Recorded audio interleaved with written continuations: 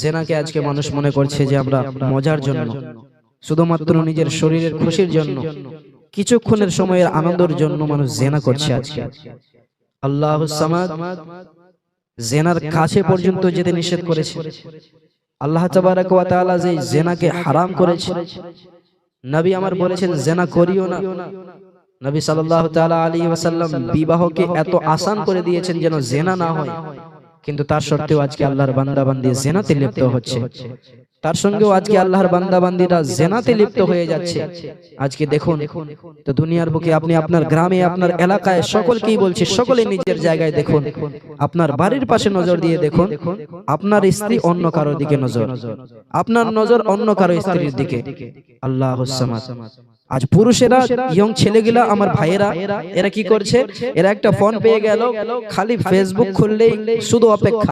আল্লাহুস সামাদ। ভাই, আজ দুনিয়ার কিছুক্ষণের মজার জন্য, দুনিয়ার কিছুক্ষণের আনন্দের জন্য তুমি নিজের জীবনটাকে, নিজের জীবনের উদ্দেশ্যটাকে ভুলে গিয়েছো।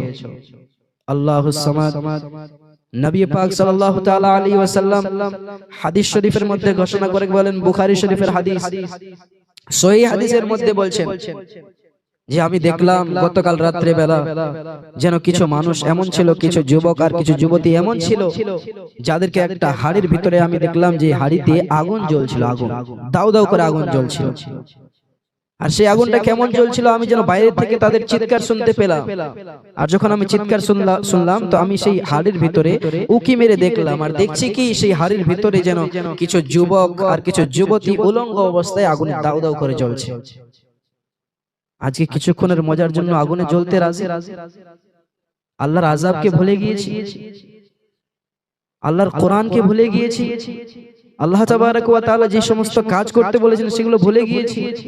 আল্লাহুস সামাদ। আল্লাহ তাবারক ওয়া তাআলা এবার নবী পাক সাল্লাল্লাহু আলাইহি ওয়াসাল্লাম বলছেন কি, সেই সময় আমি দেখলাম যে এই দৃশ্য যখন দেখলাম, তারা যখন আগুনটা নিচের দিকে বেশি করে জ্বলছে, তারা যেন মুখে চলে আসছে হাড়ির, আবার তারা নিচে চলে যাচ্ছে, আবার আগুনের মধ্যে জ্বলছে। আল্লাহুস সামাদ। তাদের চিৎকার শুনে আমি যেন দুইজন ফেরেশতাকে জিজ্ঞাসা করলাম, ফেরেশতারা এরা কারা গো, এদেরকে এত আযাব কেন দেওয়া হচ্ছে? সেই ফেরেশতাগণেরা বললেন, ইয়া রাসূলুল্লাহ, এরা আর অন্য কোনো মানুষ নয়, ইয়া রাসূলুল্লাহ, এরা হলো ওই সমস্ত যুবক আর যুবতী যারা জিনা করেছিল।